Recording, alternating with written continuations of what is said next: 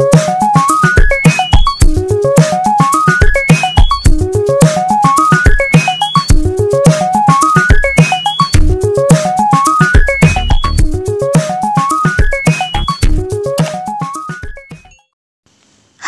Assalamualaikum warahmatullahi wabarakatuh. Bagaimana kabar kalian hari ini?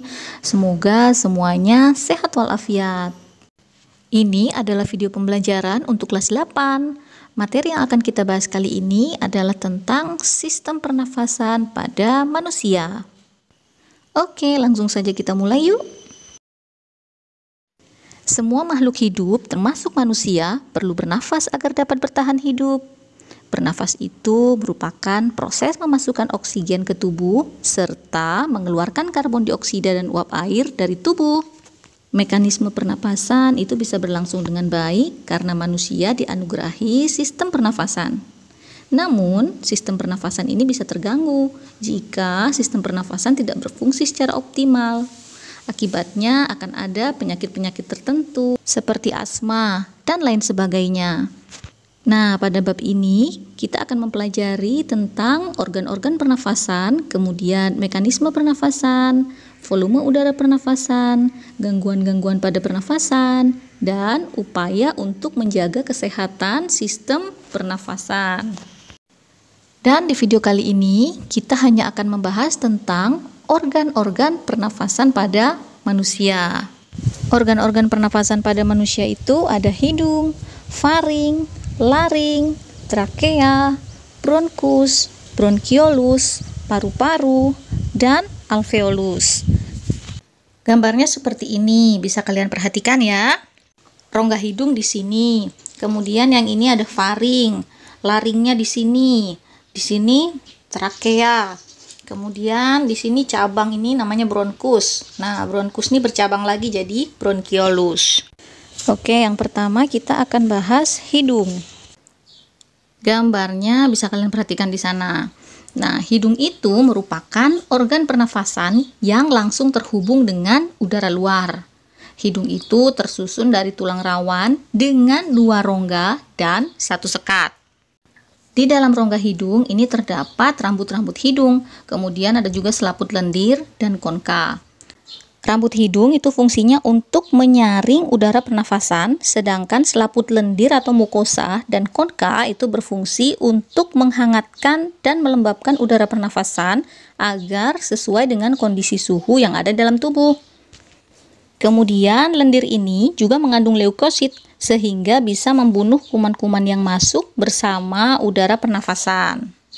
Oke, yang kedua ada faring atau teka. Faring ini terletak di belakang rongga hidung dan mulut di atas laring.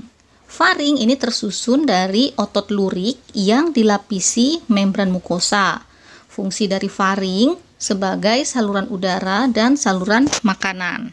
Selain itu juga berfungsi sebagai ruang resonansi suara serta tempat tonsil yang berpartisipasi pada reaksi kekebalan tubuh dalam melawan benda asing. Organ ketiga ada laring atau pangkal tenggorokan. Gambarnya bisa kalian lihat ya. Laring ini merupakan organ pernafasan yang menghubungkan faring dengan trakea. Letaknya ada di belakang faring. Di dalam laring ini terdapat katup epiglotis dan pita suara. Nah, katup epiglotis ini fungsinya mengatur makanan dan udara agar mereka bisa melewati salurannya masing-masing. Jadi, ketika kalian menelan makanan atau minuman, katup epiglotis ini akan menutup laring, sehingga makanan dan minuman kalian tidak masuk ke dalam laring. Nah, apabila ada partikel kecil seperti abu, asap, makanan, atau minuman yang masuk dalam laring, apa yang akan terjadi? Ya, yang akan terjadi adalah refleks batuk. Supaya apa? Supaya partikel yang tadi itu bisa keluar dari laring. Kemudian pita suara. Pita suara ini fungsinya untuk menghasilkan suara. Jadi jika ada udara yang melewati laring, ini bisa menggetarkan pita suara sehingga akan dihasilkan gelombang suara.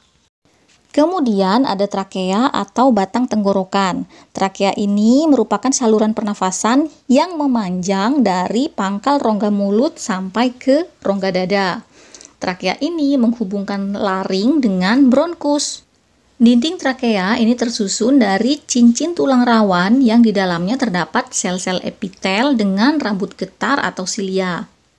Rambut getar atau silia ini fungsinya menyaring atau mengeluarkan kotoran yang masuk bersama udara pernafasan.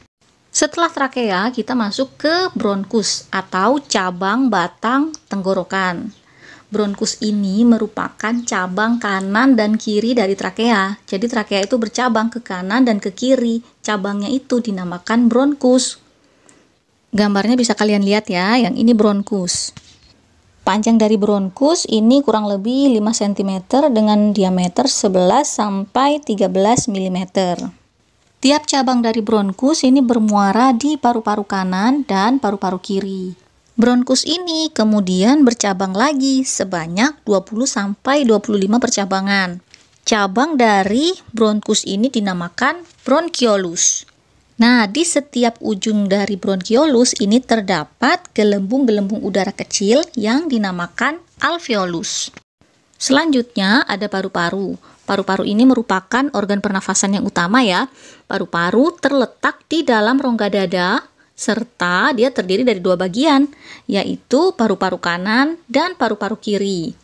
Paru-paru kanan memiliki 3 gelambir atau lobus, sedangkan paru-paru kiri hanya memiliki 2 gelambir atau lobus. Bisa kalian lihat di gambar ini ya, ini yang kanan gelambirnya 3, sedangkan yang kiri gelambirnya hanya 2. Di bagian luar dari paru-paru ini terdapat 2 lapis pembungkus yang disebut pleura. Di dalam pleura ini terdapat cairan limfa yang fungsinya melindungi paru-paru dari gesekan ketika mengembang dan mengempis. Organ pernafasan yang terakhir yaitu ada alveolus. Alveolus ini merupakan gelembung udara kecil yang terletak di setiap ujung bronkiolus. Nah, pada gambar yang ini ya, fungsinya ini sebagai tempat pertukaran gas oksigen dan karbon dioksida selama proses pernafasan. Oke, kita intermezzo dulu ya. Kalau dalam Islam kita itu disunahkan untuk tidur miring ke kanan. Nah, sebenarnya itu ada alasan ilmiahnya. Tidur miring ke kanan itu ternyata punya beberapa manfaat untuk kesehatan. Misalkan untuk kesehatan paru-paru. Paru-paru kanan itu lebih besar daripada paru-paru kiri.